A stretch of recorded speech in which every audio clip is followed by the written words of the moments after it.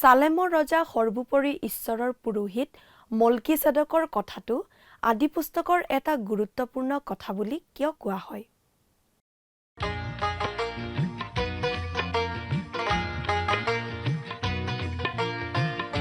আজিৰে পবিত্ৰ ক্ষণতে উজলি উঠা খ্ৰীষ্টৰ জ্যোতি গ্ৰহণ কৰাই ভক্তি বচন এই মাথোন আমাৰ মিনতি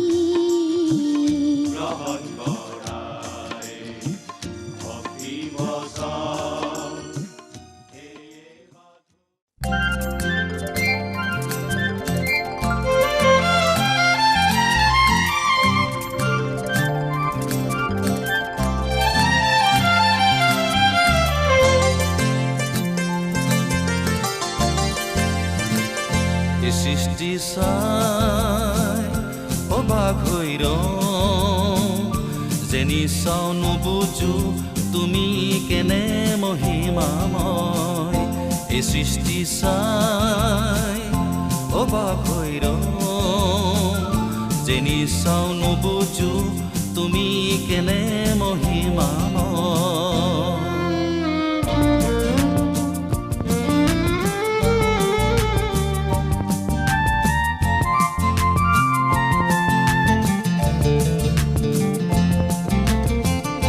আকাশৰ বুকু তোমাৰ পৰাক্ৰম,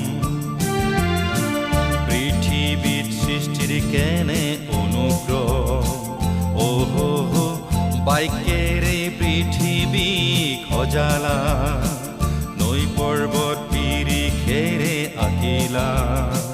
সুন্দৰ ভাৱনা মনোৰম ৰচনা, জানজুৰি যেনেকৈ বৈ গৈছে নদীলৈ, প্ৰশংসা নিগৰে হে প্ৰভু তোমালৈ। জানজুৰি যেনেকৈ বৈ গৈছে নদীলৈ, প্ৰশংসা নিগৰে। নমস্কাৰ, আমাৰ দৰ্শকসকললৈ প্ৰভু যীশু খ্ৰীষ্টৰ মহান নামত উষ্ম আদৰণি জনাইছোঁ। এই ভক্তিবচন অনুষ্ঠানৰ যোগেৰে আপোনালোকক লগ পাই আমি নথৈ আনন্দিত হৈছোঁ। আমাৰ এই ভক্তিবচন অনুষ্ঠানটি হৈছে ধাৰাবাহিক বাইবেল অধ্যয়নৰ অসমীয়া অনুষ্ঠান। গোটেই বাইবেল শাস্ত্ৰখনেই আমি ইয়াত অধ্যয়ন কৰিম।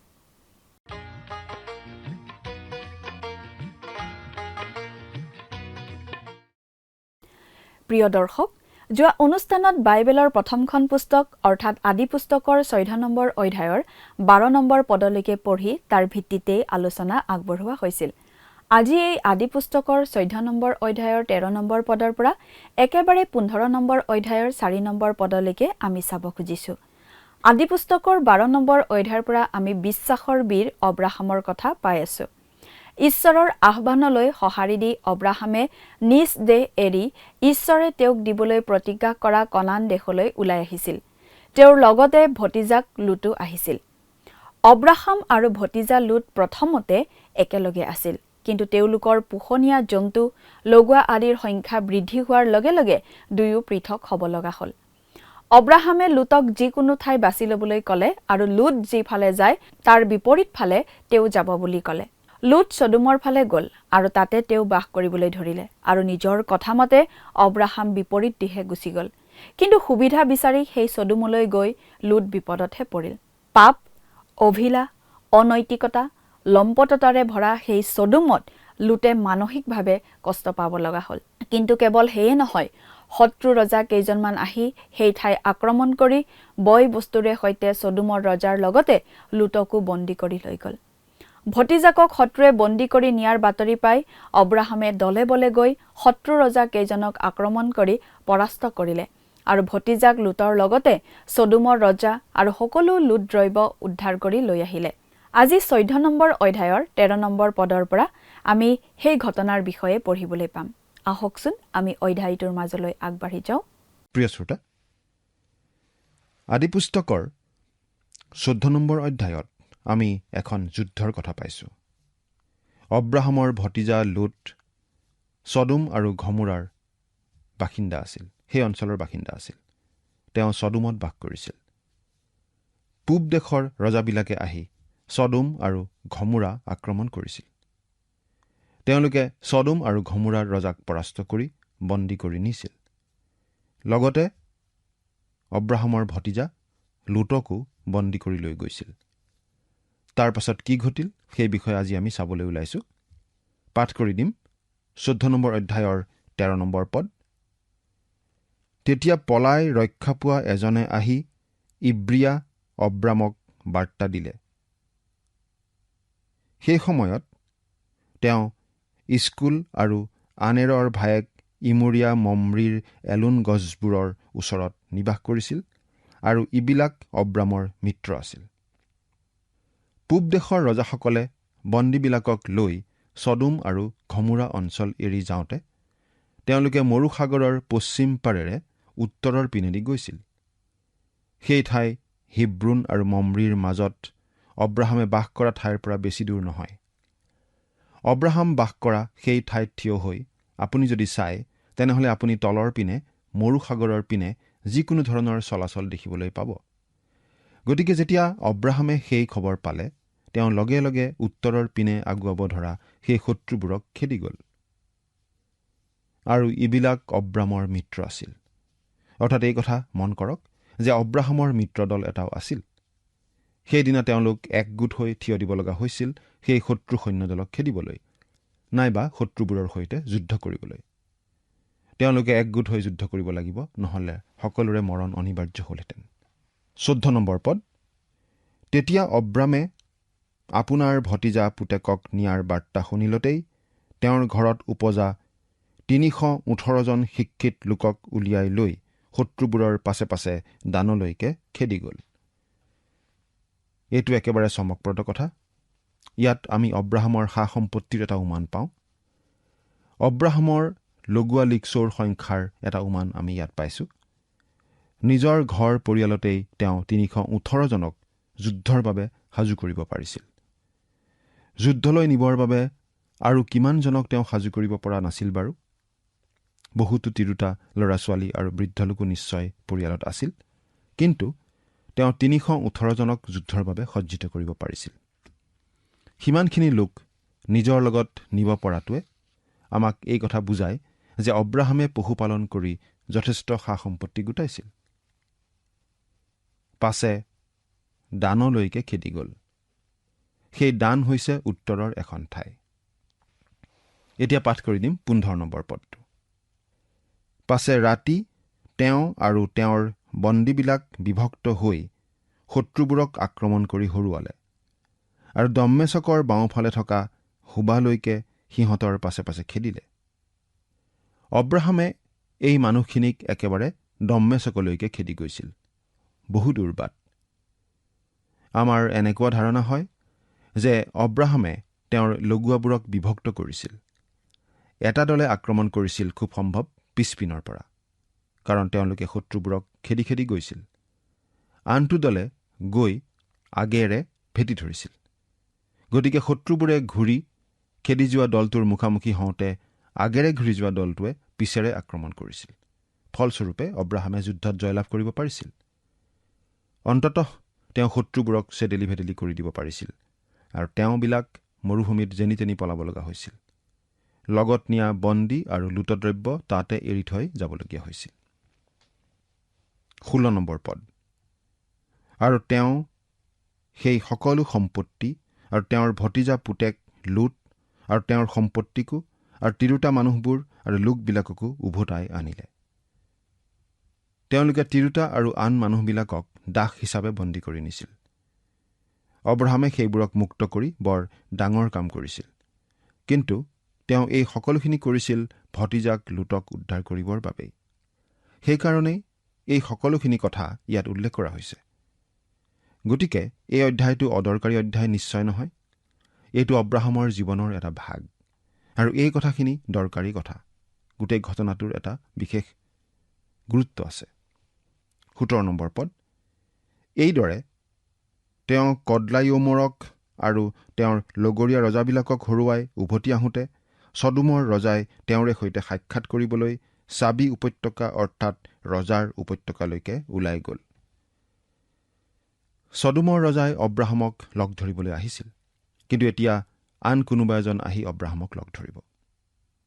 সেইটো খুব ভাল কথা হ'ব, কাৰণ ছদোমৰ ৰজাই অব্ৰাহামক বৰ ডাঙৰ প্ৰলোভন দেখুৱাব। 18 আৰু 19 নম্বৰ পদ পঢ়িম। আৰু চালেমৰ ৰজা মল্কিছেদকে পিঠা আৰু দ্ৰাক্ষাৰস আনিলে। তেওঁ সৰ্বোপৰি ঈশ্বৰৰ পুৰোহিত। তেওঁ অব্ৰামক আশীৰ্বাদ কৰি ক'লে, স্বৰ্গ আৰু পৃথিৱীৰ অধিকাৰী সৰ্বোপৰি ঈশ্বৰৰ পৰা অব্ৰাম আশীৰ্বাদপ্ৰাপ্ত হওক। এইখিনিতে আমাৰ মনত বহুতো প্ৰশ্নৰ উদয় হয়। আপোনাৰ মনতো নিশ্চয় প্ৰশ্নৰ উদয় হৈছে।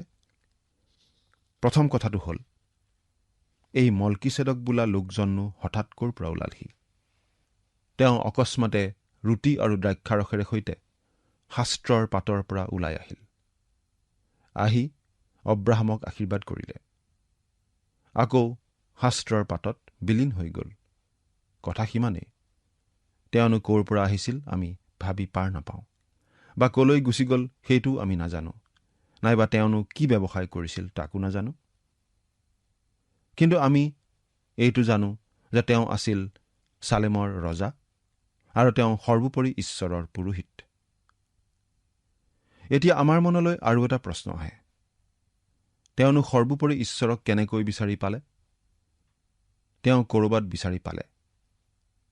এল এলোহিম হৈছে সৰ্বোপৰি, পৃথিৱী আৰু বিশ্ব ব্ৰহ্মাণ্ডৰ সৃষ্টিকৰ্তা। আন কথাত তেওঁ এই আদিপুস্তক 1 নম্বৰ অধ্যায়ত আমি পোৱা সেই জীৱিত ঈশ্বৰ।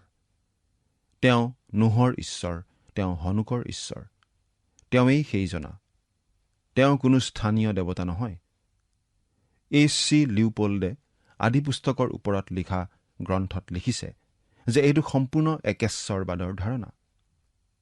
ডক্টৰ ছেমুৱেল এম জুৱেমাৰে অৰিজিন অফ ৰিলিজন নামৰ কিতাপত লিখিছে যে এই কথাটোৱে প্ৰকাশ কৰে যে বহু দেৱ দেৱীৰ সেৱা পূজাৰ আগতে একেশ্বৰবাদৰ প্ৰচলন আছিল।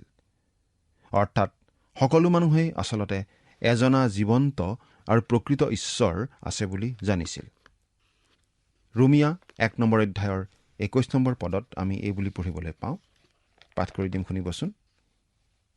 কাৰণ সিহঁতে ঈশ্বৰক জানিও তেওঁক ঈশ্বৰ বুলি তেওঁৰ গৌৰৱ কি ধন্যবাদ নকৰিলে, কিন্তু নিজৰ তৰ্ক বিতৰ্কত মিছা হৈ পৰিল আৰু সিহঁতৰ অবোধ হৃদয় আন্ধাৰময় হ'ল।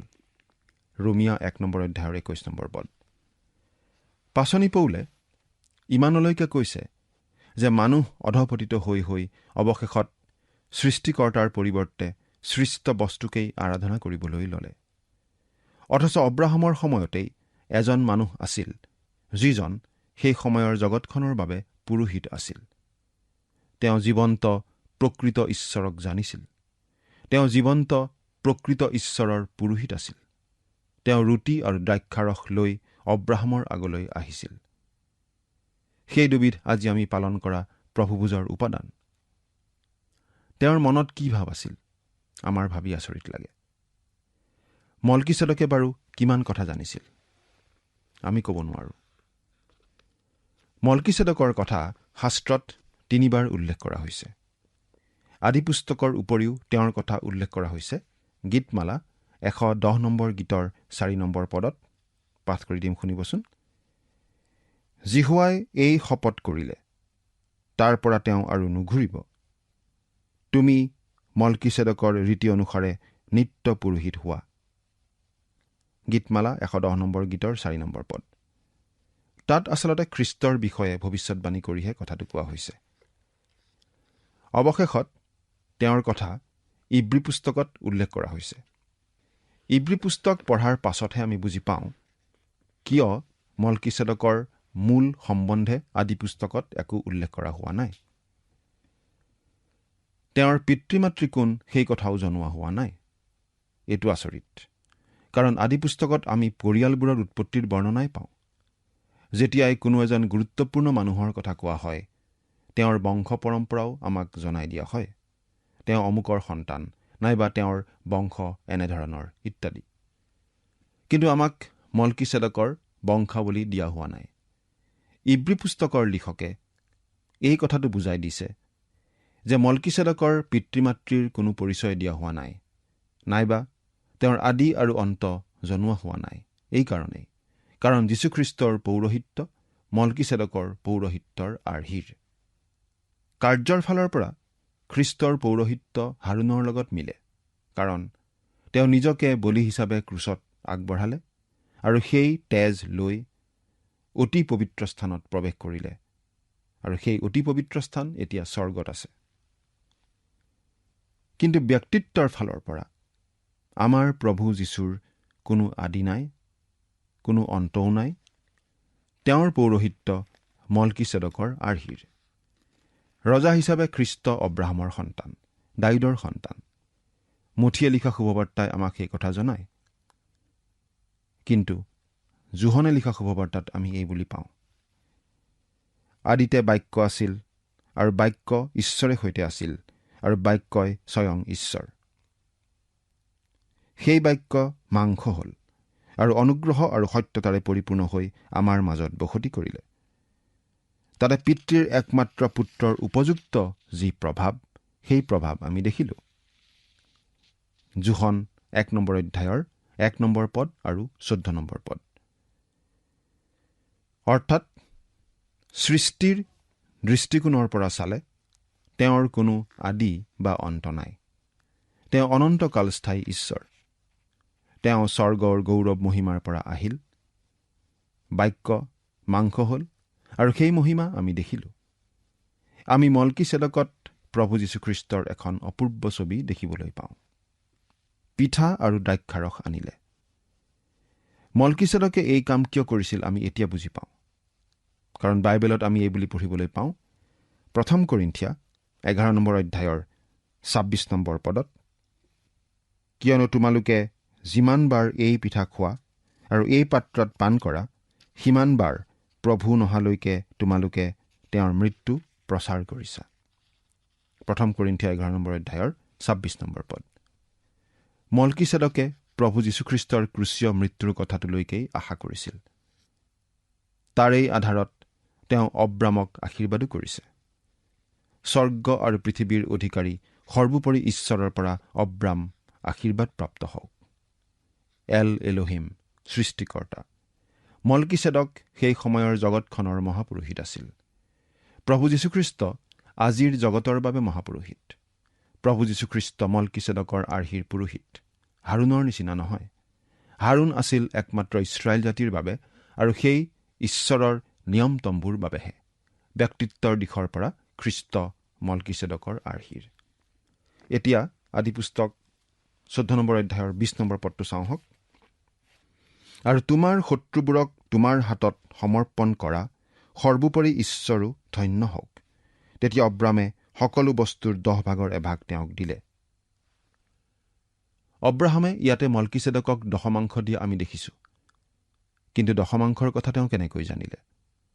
নিশ্চয় আন আন বিষয়ৰ দৰে এই বিষয়তো তেওঁ ঈশ্বৰৰ পৰাই প্ৰকাশ পাইছিল। 21 নম্বৰ পদ।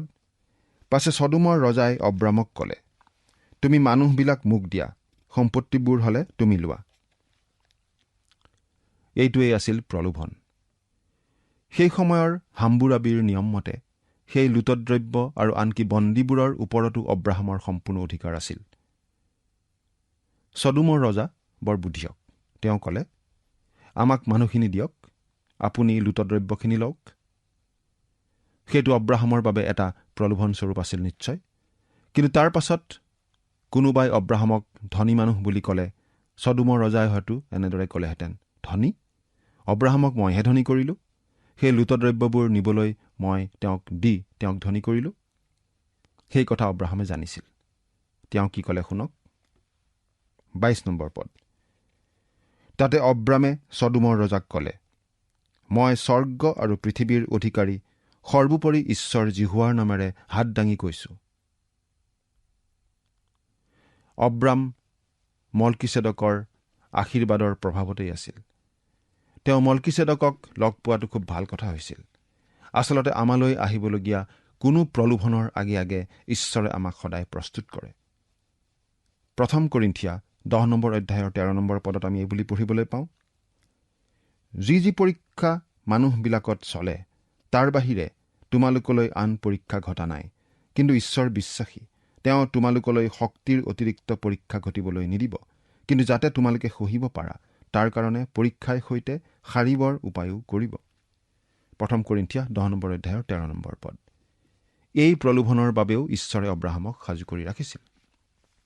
23 নম্বৰ পদ, মই তোমাৰ একোকে এনেকি এগছ সূতা বা জোতাৰ জুৰিকো নলওঁ, নহ'লে তুমি ক'বা মইহে অব্ৰামক চহকী কৰিলোঁ। অব্ৰাহামে কিজানি যুদ্ধলৈ যোৱাৰ আগতে ঈশ্বৰৰ সৈতে এই চুক্তি কৰিছিল, প্ৰভু, ধন সম্পত্তিৰ বাবে নহয়, মোৰ ভতিজা লুতৰ উদ্ধাৰৰ বাবেহে মই যুদ্ধলৈ ওলাইছোঁ। মই লুতক উদ্ধাৰ কৰি পুনৰ সংস্থাপিত কৰিব বিচাৰোঁ। আৰু ঈশ্বৰে তেওঁক সেই কাম কৰিবলৈ অনুমতি দিছিল। অব্ৰাহামে ছদোমৰ ৰজাৰ আগত আচলতে ঈশ্বৰৰ সাক্ষ্যহে দিছিল। তেওঁ কৈছিল, মই তোমাৰ পৰা জৰি এগছো নলওঁ, নহ'লে পাছত তুমি ক'বা তুমিহে মোক ধনী কৰিলা। মই যদি ধনী হ'ব লাগে তেন্তে ঈশ্বৰেহে মোক ধনী কৰিব। 24 নম্বৰ পদ, কেৱল মোৰ ডেকাবিলাকে যি খালে খালেই, আৰু মোৰ লগত যোৱা যি আনেৰ, স্কুল আৰু মমৰি, এইবিলাকে হ'লে নিজৰ ভাগ লওক। কিন্তু অব্ৰাহামে কৈছে, লুটদ্ৰব্যৰ ওপৰত এই মানুহখিনিৰ অধিকাৰ আছে, তেওঁলোকে ল'ব পাৰে, কিন্তু মই একো নলওঁ। এতিয়া আমি 15 নম্বৰ অধ্যায়লৈ আগবাঢ়ো। ইয়াত আমি বাইবেলৰ অতি উচ্চ চূড়া কিছুমান পাওঁ। 1 নম্বৰ পদটো পঢ়িম। এইবোৰ ঘটনাৰ পাছত দৰ্শনত অব্ৰামলৈ জিহুৱাৰ বাক্য আহিল, বোলে, হে অব্ৰাম, ভয় নকৰিবা, ময়েই তোমাৰ ঢাল আৰু মহা পুৰস্কাৰ স্বৰূপ হৈছোঁ। এয়া চতুৰ্থবাৰ ঈশ্বৰে অব্ৰাহামক দেখা দিছে। ঈশ্বৰে অব্ৰাহামক গঢ়ি আছে, আগবঢ়াই লৈ গৈ আছে। ঈশ্বৰে এতিয়া অব্ৰাহামক দেখা দি ভাল কৰিছে, কাৰণ অব্ৰাহামে যুদ্ধযাত্ৰা কৰি, যুদ্ধত জয়লাভ কৰি, লুতক উদ্ধাৰ কৰি আৰু ছদোমৰ ৰজাই আগবঢ়োৱা লুটদ্ৰব্য অস্বীকাৰ কৰি বিশ্বাসৰ ডাঙৰ খোজ এটা লৈ দেখুৱাইছিল। হে অব্ৰাম, ভয় নকৰিবা, ময়েই তোমাৰ ঢাল আৰু মহা পুৰস্কাৰ স্বৰূপ হৈছোঁ। হয়তো সেই যুদ্ধৰ সময়ত অব্ৰাহাম কঠিন পৰিস্থিতিত পৰিছিল আৰু ৰক্ষা পৰিবনে নাই ভাবি হয়তো ভয়ো খাইছিল। কিন্তু ঈশ্বৰে তেওঁক এতিয়া মনত পেলাই দিছে, অব্ৰাহাম, ভয় নকৰিবা, ময়েই তোমাৰ ঢাল স্বৰূপ। আকৌ ময়েই তোমাৰ মহা পুৰস্কাৰ স্বৰূপ বুলি কৈ ঈশ্বৰে এই কথা কৈছে, তুমি সেই লুটদ্ৰব্য গ্ৰহণ নকৰি খুব ভাল কৰিলা। ময়েই তোমাৰ মহা পুৰস্কাৰ, ময়েই তোমাক পুৰস্কৃত কৰিম। ঈশ্বৰক বিশ্বাস কৰি তেওঁতেই ভৰসা কৰিবলৈ ইচ্ছা কৰা মানুহক যে ঈশ্বৰে কেনেদৰে ব্যৱহাৰ কৰিব পাৰে, কিমান আশীৰ্বাদ কৰিব পাৰে। অব্ৰাহাম অতি ব্যৱহাৰিক চিন্তাধাৰাৰ মানুহ। তেওঁ আকৌ দৈনন্দিন জীৱনৰ কাম কাজত ব্যস্ত হৈ পৰা আমি দেখিবলৈ পাম। আমিও তেনে কৰাটো ঈশ্বৰে বিচাৰে। বাহিৰত ভাল দেখুৱাই, ধাৰ্মিক দেখুৱাই হাত সাৱটি বহি থকাটো ভাল নাপায়। অব্ৰাহামে কোৱা কথালৈ মন কৰকচোন। 2 আৰু 3 নম্বৰ পদ, তাতে অব্ৰাহামে ক'লে, হে প্ৰভু জিহুৱা, মই অপুত্ৰক হৈ ফুৰিছোঁ, আৰু দম্মেচকীয়া ইলিয়েজৰহে মোৰ ঘৰৰ উত্তৰাধিকাৰী হৈছে। এনে স্থলত তুমি মোক কি দিবা? পাছে অব্ৰামে আকৌ ক'লে, দেখা, তুমি মোক সন্তান নিদিলা, তাতে চোৱা, মোৰ ঘৰত উপজা এজনহে মোৰ উত্তৰাধিকাৰী হ'ব। অব্ৰাহামে ঈশ্বৰক কৈছে, মোক আৰু অধিক ধন নালাগে। মোৰ অন্তৰৰ আচল হাবিয়াস হৈছে এইয়ে যে মোৰ সন্তান নাই। মোক এটি পুত্ৰ সন্তান লাগে। আপুনি মোৰ পৰা এক মহাজাতি উৎপন্ন কৰিম বুলি কৈছিল। মোৰ সতি সন্ততি সাগৰৰ বালিৰ দৰে অগণন হ'ব বুলি কৈছিল, কিন্তু মোৰ আনকি এটা সন্তানো নাই। সেই সময়ৰ নিয়ম মতে অব্ৰাহামৰ মৃত্যুৰ পাছত সকলো সা সম্পত্তিৰ অধিকাৰী হ'লহেঁতেন তেওঁৰ প্ৰধান দাস ইলিয়াজৰহে, কাৰণ ইলিয়াজৰৰ সন্তান আছিল। গতিকে অব্ৰাহামৰ কোনো সন্তান নজন্মিলে ইলিয়াজাৰেই সকলো সম্পত্তিৰ অধিকাৰী হ'ব। 4 নম্বৰ পদ, তেতিয়া দেখা, জিহুৱাৰ বাক্য তেওঁলৈ আহিল, বোলে, সি তোমাৰ উত্তৰাধিকাৰী নহ'ব, কিন্তু তোমাৰ ঔৰসত জন্মাজনহে তোমাৰ উত্তৰাধিকাৰী হ'ব। ব্যৱহাৰিক মানুহৰ সৈতে ঈশ্বৰৰো ব্যৱহাৰিক ব্যৱহাৰ। ঈশ্বৰে কৈছে, মই তোমাক নিশ্চয় এটি সন্তান দিম অব্ৰাহাম। আৰু ঈশ্বৰে তেওঁৰ প্ৰতিজ্ঞা ৰক্ষা কৰিছিল। প্ৰিয় শ্ৰোতা, ঈশ্বৰে আমাৰ অন্তৰৰ হাবিয়াস কি জানে আৰু আমালৈ কি ভাল সেইটোও তেওঁ জানে। আমি খোজা মাত্ৰকেই আমাৰ সকলো প্ৰাৰ্থনাৰ উত্তৰ নিদিলেও তেওঁ সময়মতে আমাক উত্তৰ দিয়ে। তেওঁৰ প্ৰতিজ্ঞা তেওঁ ৰক্ষা কৰে। সেই ঈশ্বৰক আপুনি বাৰু ভৰসা কৰি চলিবলৈ শিকিছেনে? চিন্তা কৰি চাওকচোন। ঈশ্বৰে আপোনাক আশীৰ্বাদ কৰক। আমেন।